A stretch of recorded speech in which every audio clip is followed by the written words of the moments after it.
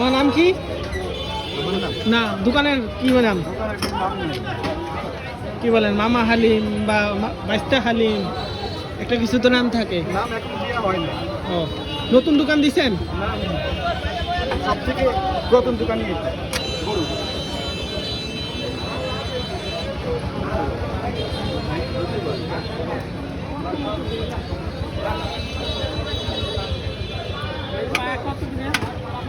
দেড়শো টাকার হালিম, রাজবাড়ি রেলগেট। অনেকদিন পর রাজবাড়ি হালিম খাইতে আসলাম।